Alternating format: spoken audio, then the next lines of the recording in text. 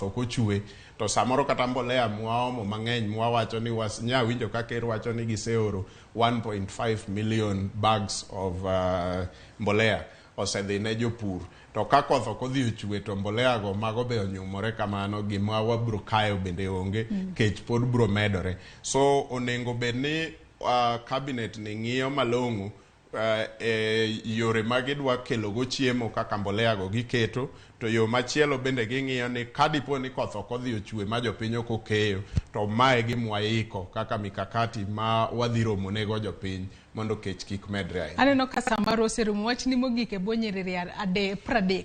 Wach mogik en ni jokanyanam wameduru bedo gi kwe kaka wasebedo gi kwe to moloyo ni ng'ato ka ng'ato odonje puothe, ji odonje ohala mopogore opogore to mogik kabisa kopo ni uwinjo ni Hustlers Fund obiro.